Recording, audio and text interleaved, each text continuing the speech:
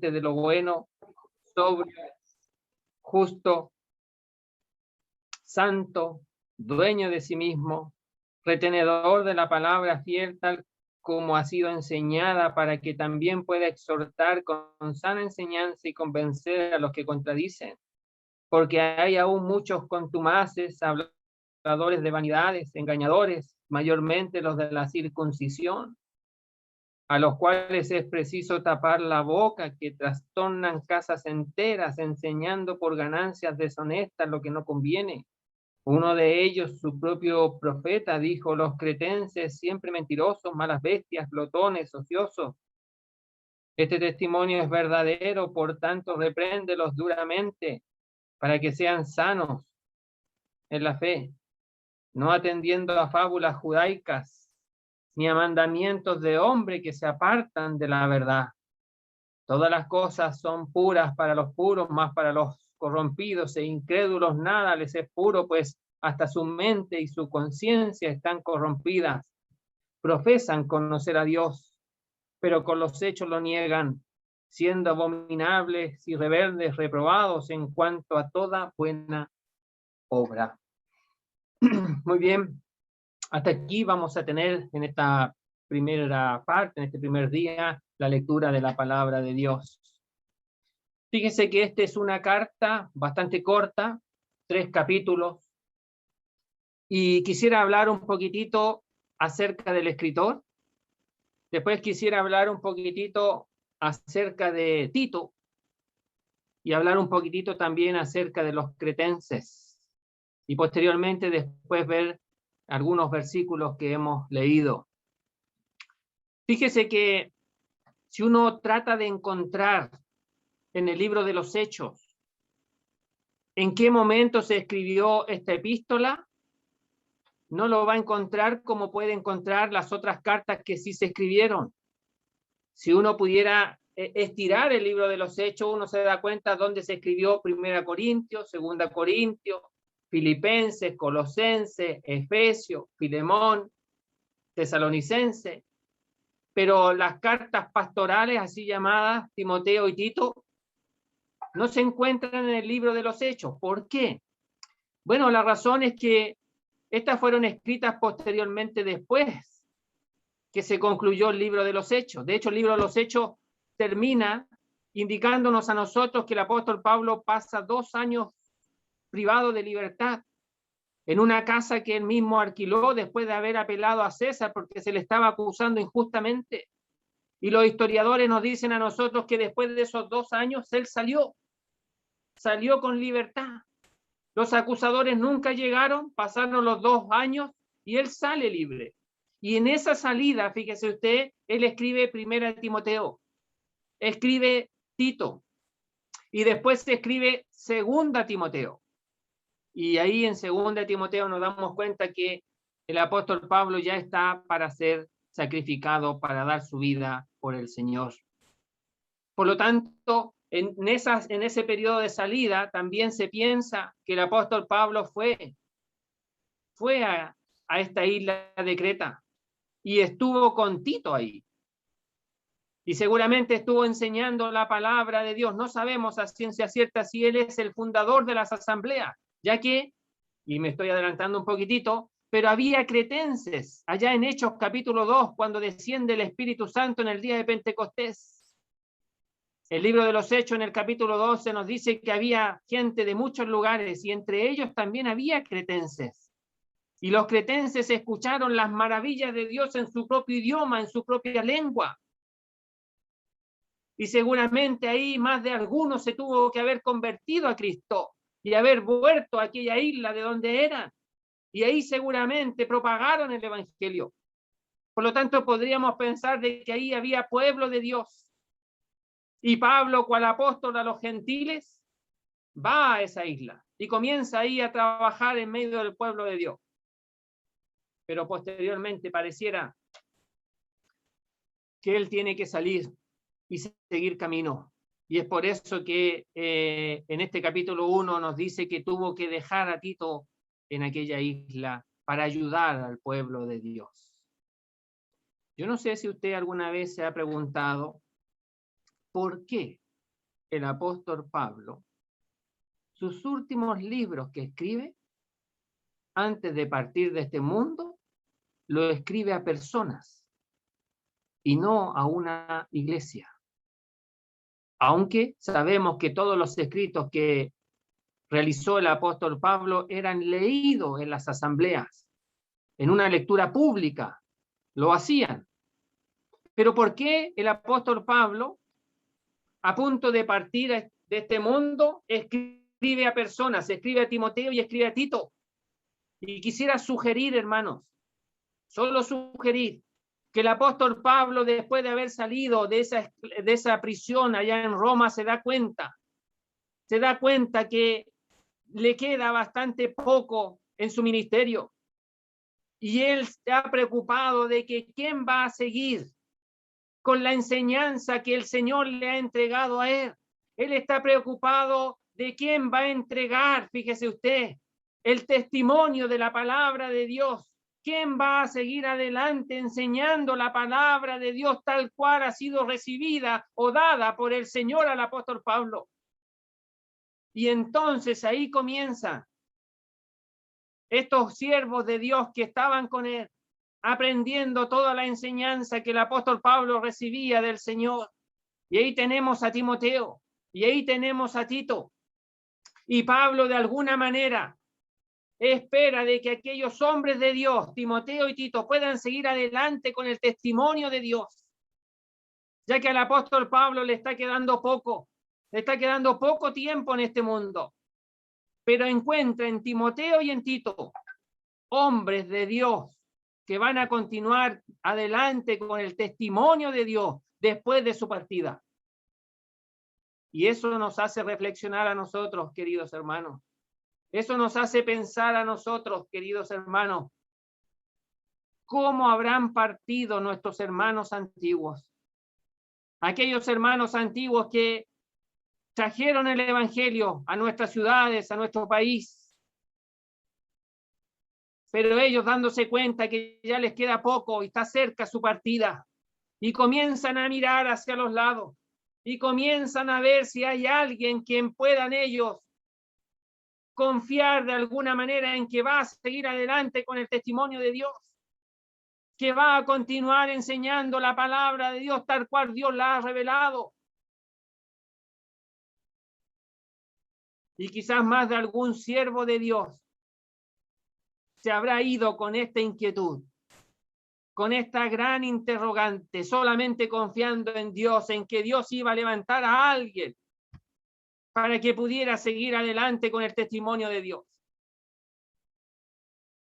Pero Pablo podía ver en Timoteo y en Tito hombres fieles. Ese era Pablo, cerca de partir, y ve en estos hombres. Fíjese que Pablo en el último tiempo puede decir de Demas que le ha abandonado, le ha dejado, amando a este mundo. Ocurren situaciones así.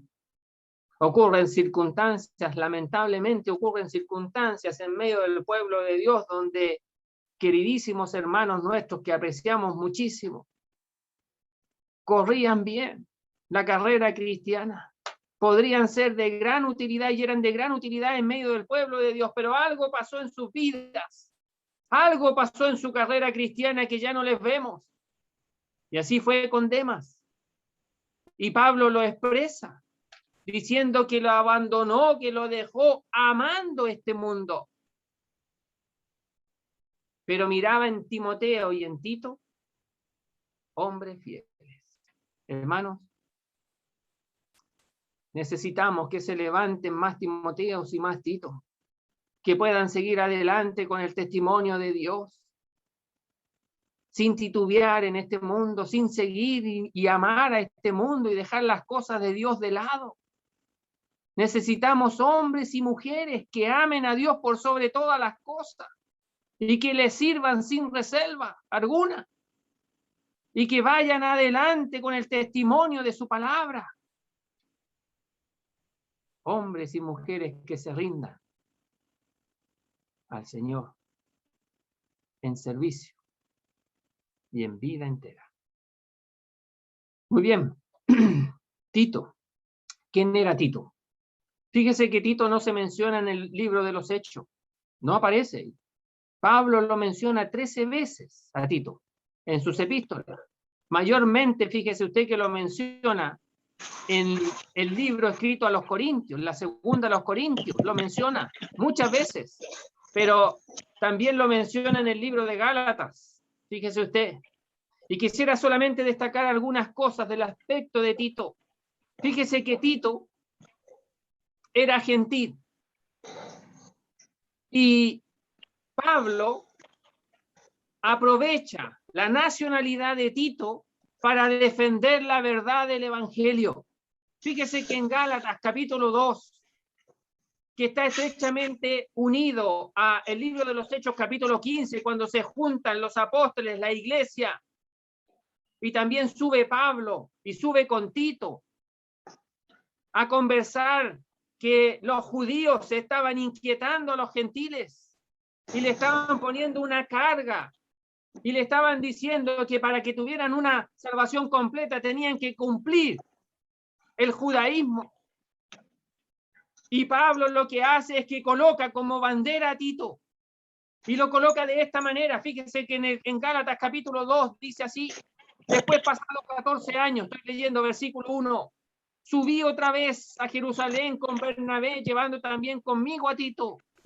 Mas ni aun Tito, que estaba conmigo con todo y ser griego, fue obligado a circuncidarse.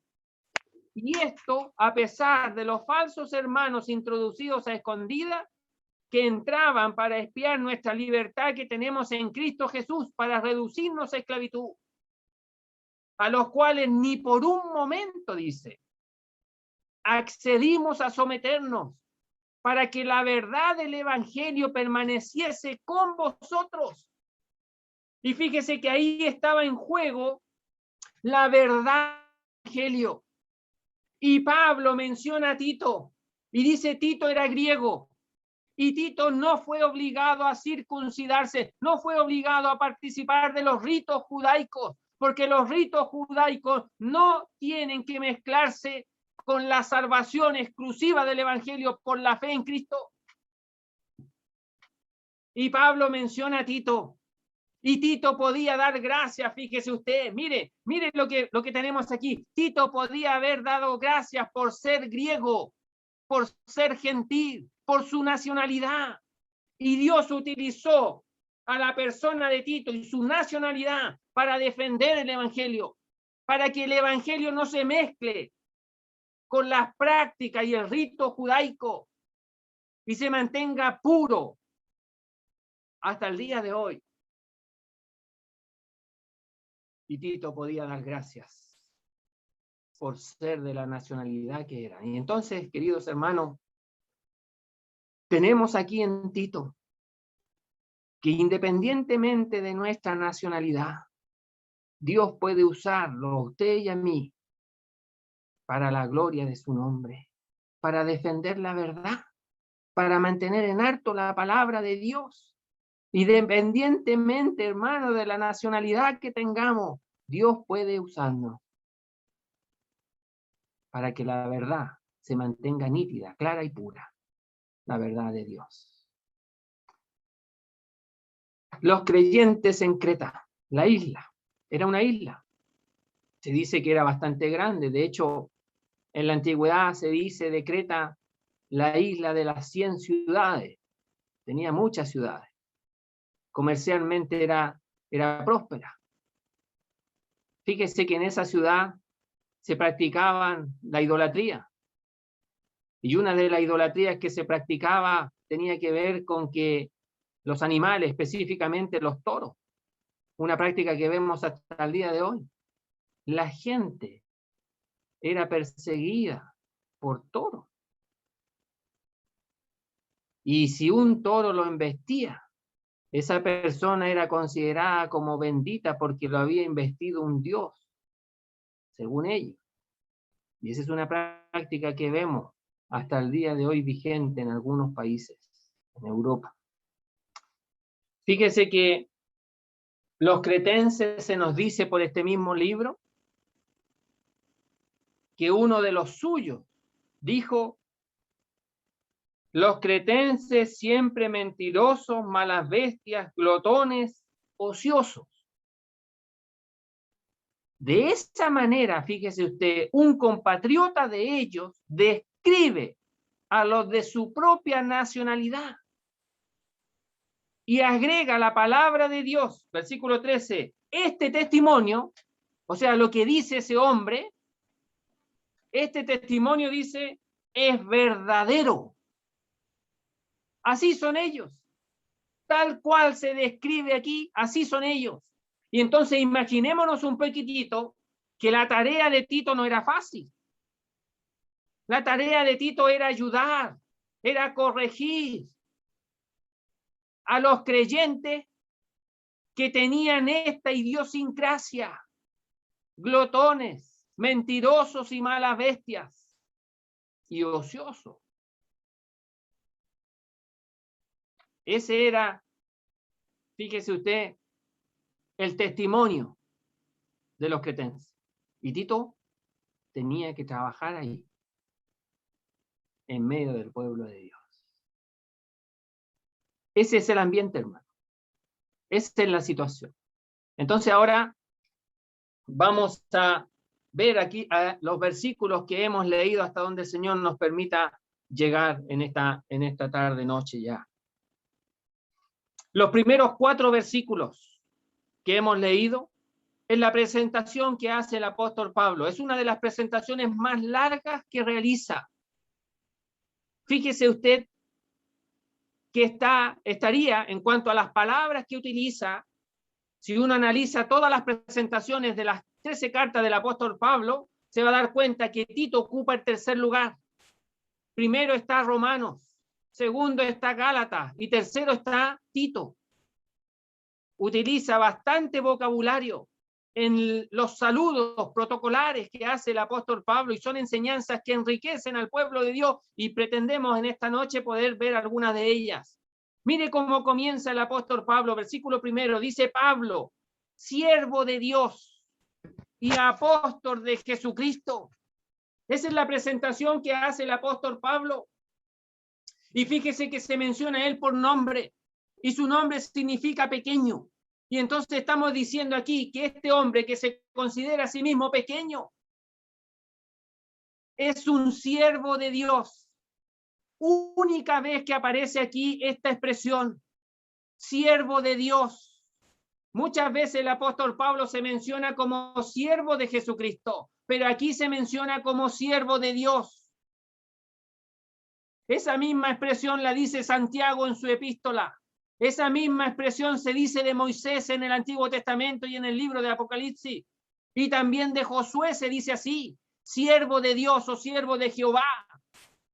Y entonces fíjese usted que lo que el apóstol Pablo está haciendo aquí, está dejando delante de nosotros esa devoción, esa relación que él tiene con su Dios, diciendo que es siervo, que es esclavo, que ha rendido toda su voluntad, que ha rendido toda su vida a Dios a quien sirve.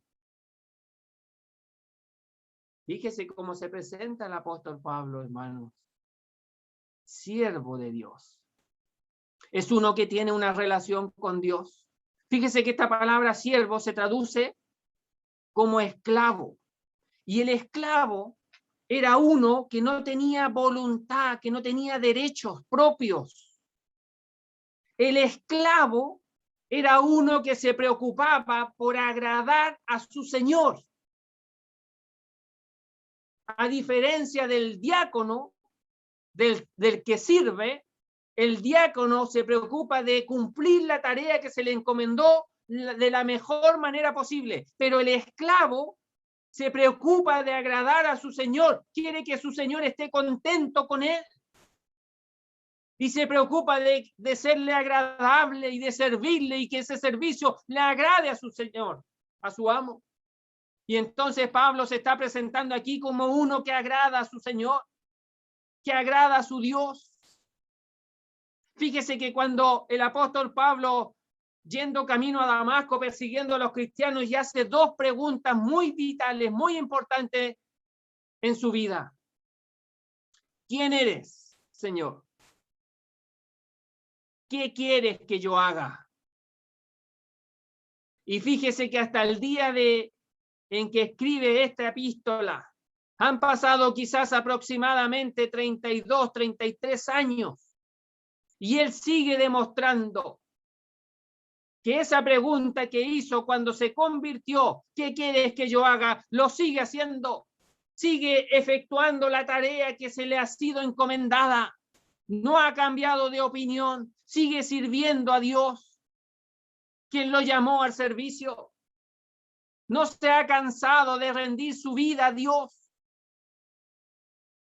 ¿Cuántos años llevamos nosotros sirviendo a Dios? ¿Cuántos años llevamos de nuestra salvación hasta ahora? ¿Cómo han sido esos años, hermanos y hermanas? ¿Han sido de entrega absoluta a nuestro Dios? ¿Han sido años de servicio a nuestro Dios? El apóstol Pablo rindió su voluntad en ese minuto hasta el último día de su vida. Hasta el último día de su vida, hermano. El apóstol Pablo podía decir, ser imitadores de mí como yo de Cristo. Y lo podía decir con toda humildad y con toda verdad. Ser imitadores de mí como yo de Cristo. Hermanos, esos hombres son los que tenemos que imitar. Y si el apóstol Pablo, siendo hombre, pudo imitar a Jesucristo y nunca se conformó, porque dice que él prosigue a la meta para alcanzar a Cristo, para ser hallado por él, y él quería día a día ser semejante al Hijo de Dios, y ese era su compromiso, esa era su visión. Ese era el cristianismo que el apóstol Pablo quería vivir.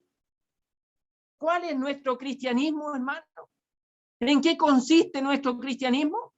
¿O estamos conformes solamente en que nuestro Dios nos ha salvado? Y por eso le damos muchas gracias, pero hasta ahí nomás, no quiero que se involucre en otras cosas de mi vida o en las áreas de mi vida. Hermano, Pablo no fue así. Pablo puede decir a Tito y a un grupo de creyentes con carácter bastante fuerte y con mala reputación en su idiosincrasia, que era siervo de Dios. Siervo de Dios. Pero también, fíjese usted, que dice apóstol de Jesucristo. Y lo que hace el apóstol Pablo aquí, mis queridos hermanos, es que une a Dios con Jesucristo.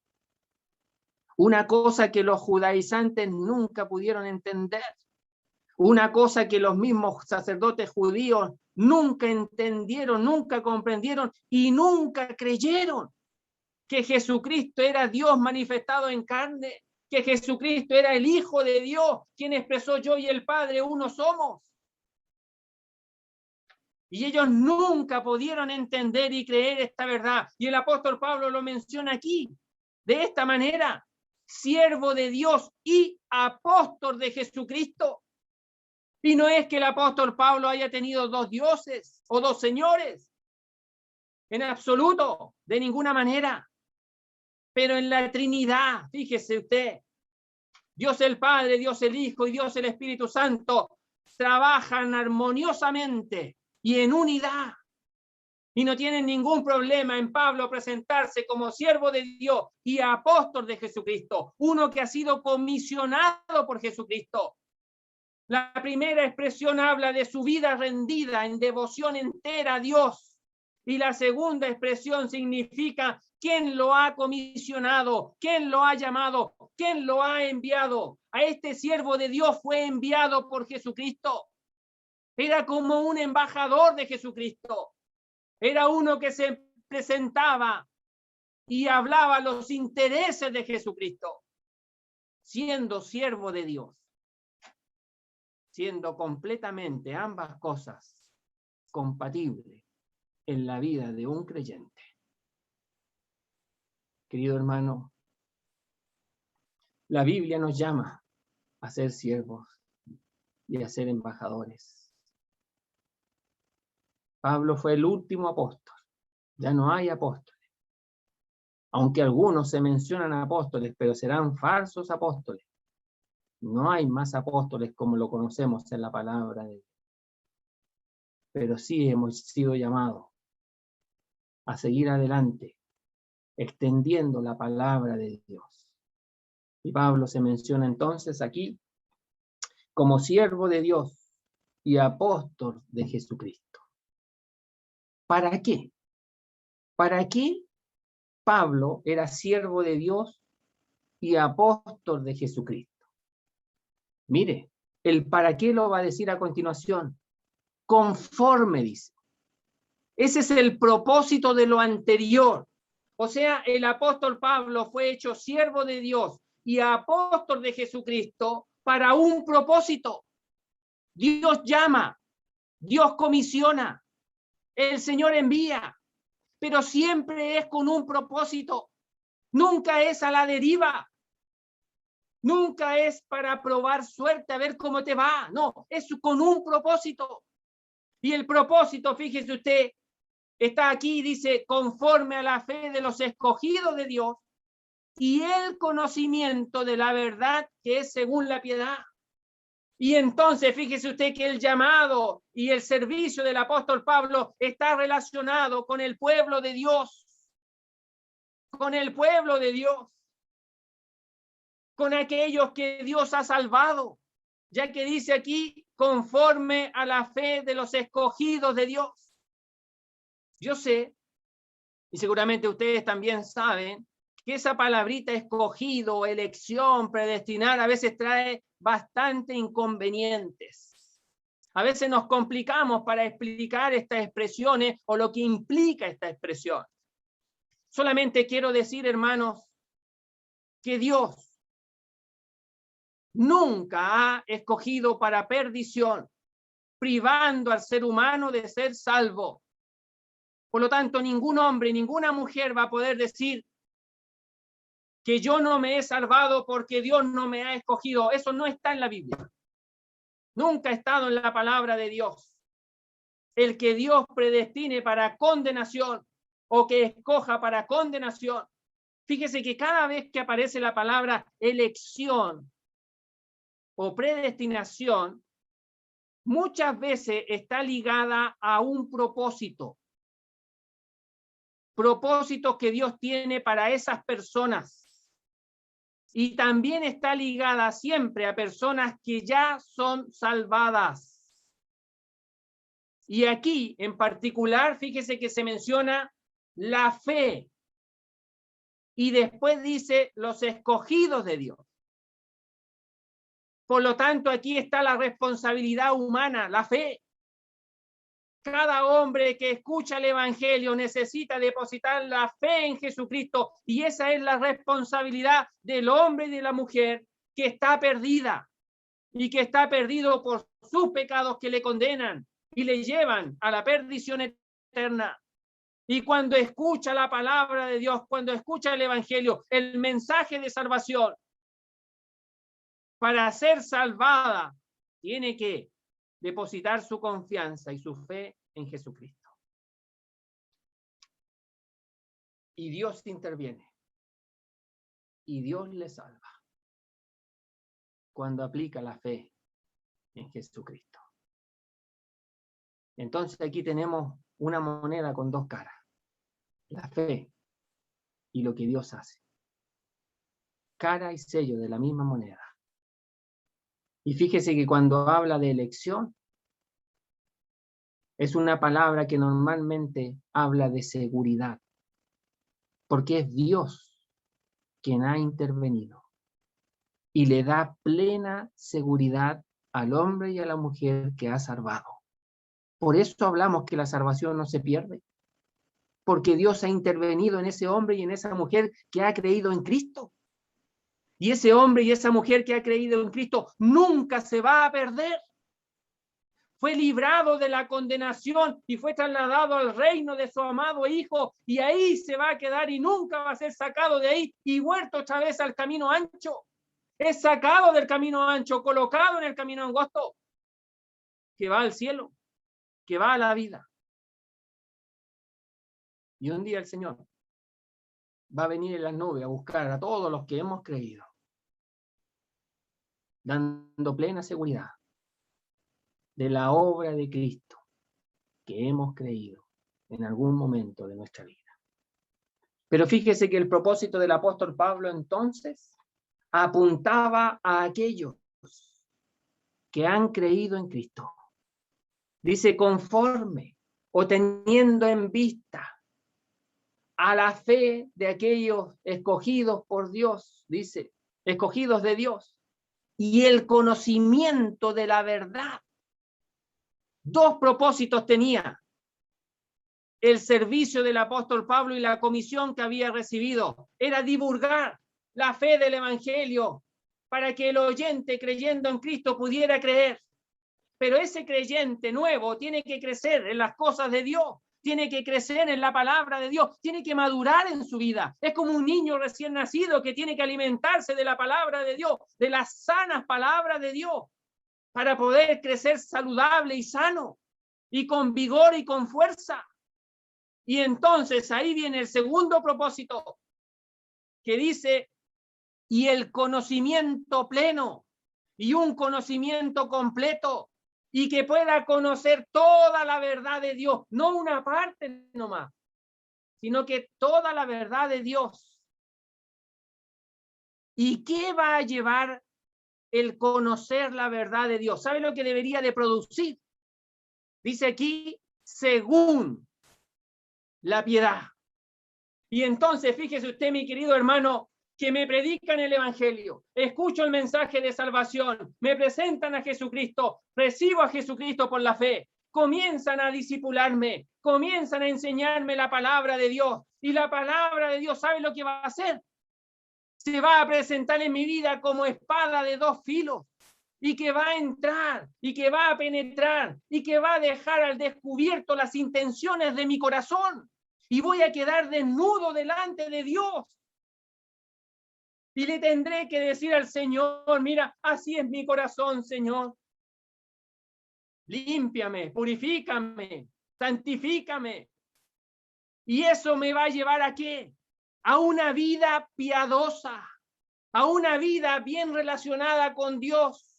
Eso significa piedad, tener una buena relación con Dios, es vivir delante de Dios, es tener conciencia de que en mi vida está el Señor y que vivo delante de Él las 24 horas del día, los 7 días de la semana. Siempre estoy delante de Dios y Dios espera. Y por eso, fíjese usted, la importancia de la enseñanza de la palabra de Dios. Dios espera que la palabra de Dios pueda limpiar nuestra vida y nos pueda llevar en una correcta relación con Él.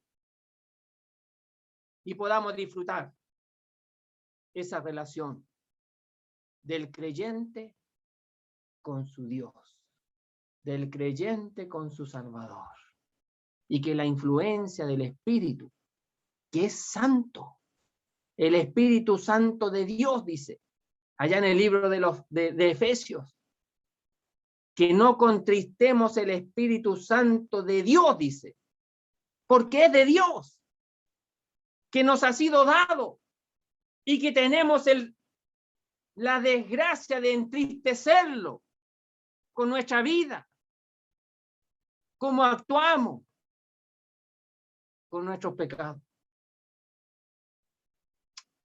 Y eso estropea la relación piadosa, que es el propósito de Dios para cada uno de nosotros. Entonces, fíjese usted que el apóstol Pablo es llamado siervo de Dios, comisionado por el Señor Jesucristo, para que nos traiga la fe y nos enseñe su palabra. Y esa palabra pueda llevarme a mí, al oyente, al creyente, al que ha creído en Cristo, pueda llevarlo en una relación correcta con Dios. con Dios. ¿Cómo está nuestra relación con el Señor? ¿Cómo está nuestra vida con el Señor? Siendo honesto y siendo sinceros con Él. Fíjese, dice allá en el libro de Gálatas, Dios no puede ser burlado. Lo que el hombre sembrare, eso cosechará. ¿Sabe? Muchas veces el creyente le echa la culpa a alguien. Le echa la culpa a algún creyente, a un hermano. A veces le echa la culpa a la iglesia. A veces le echa la culpa a su entorno, a su familia. Y somos expertos, como Adán, cuando pecó, y lo primero que hizo fue la mujer que tú me diste. Y la mujer, la serpiente. Y somos expertos en mirar hacia el lado. Pero hermanos, el propósito de Dios para usted y para mí es que la palabra de Dios limpie mi vida para poder mantener una buena relación con aquel que me ha salvado. Entonces, este versículo termina considerando esa gran verdad. Pablo, el pequeño, el que es insignificante, el menos de todos los apóstoles, es uno que ha rendido su vida a Dios en devoción. Nunca se ha quejado. En la rendición de su voluntad y de su vida absoluta, completa, 100% a Dios. Y ha aceptado honrosamente la comisión que el Señor le ha dado. Y se ha preocupado de llevar la predicación del Evangelio a todo el rincón del mundo posible de aquella época. Y se ha preocupado de enseñar al pueblo de Dios, para que el pueblo de Dios, creciendo en la palabra de Dios, pueda disfrutar de una comunión plena con aquel que le ha salvado. Hermanos, llego hasta aquí en este primer día. Pretendo avanzar más la próxima vez, pero quiero que quede delante de ustedes el anhelo, el deseo de poder buscar esa vida piadosa, que es el propósito de Dios para mi vida, que su palabra me lleve a tener aquella relación correcta con Dios y que limpie mi vida y que me presente consciente de su presencia en mi vida. Que el Señor bendiga su palabra.